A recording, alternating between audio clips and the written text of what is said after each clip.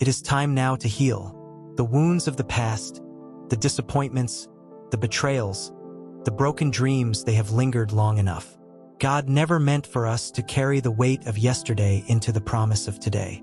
Healing is not a distant hope. It is a present invitation. The same God who calmed the raging seas can calm the storm in your soul. You have cried long enough, questioned long enough, hurt long enough. Now, by His mercy and grace, it is time to rise.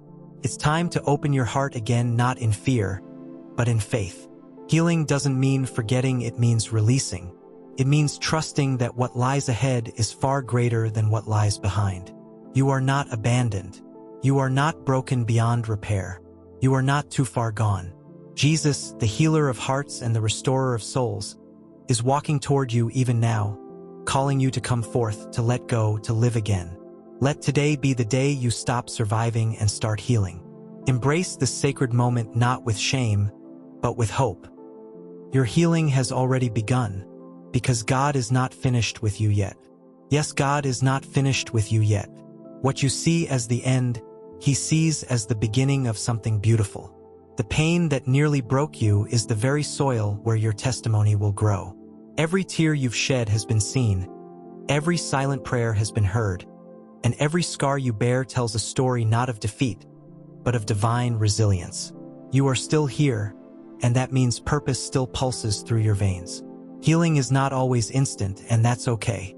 Sometimes it comes slowly, like the gentle breaking of dawn after a long night. But it comes surely, steadily, faithfully. Don't rush the process. God is not just patching up the old. He is making all things new. He is rewiring your thoughts, softening your heart, and renewing your strength. You will laugh again. You will love again. You will dream again.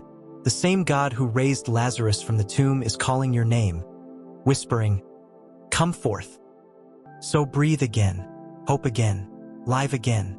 No matter what has happened to you, no matter how deep the wound, there is no pit so dark that God's light cannot reach into it. Your healing is not just for you, it's a beacon for others. Your restoration will be someone else's roadmap. So stand tall, child of God. Your story is not over. You are not your pain, you are God's beloved, and your healing is His masterpiece in progress. And so walk boldly into your healing, not because you feel strong, but because He is strong in you. Let go of the guilt that whispers you're not worthy. Let go of the fear that says it will always be like this. Let go of the lie that healing is for others, not for you. The cross of Christ did not just purchase your forgiveness, it secured your healing, your peace, your wholeness.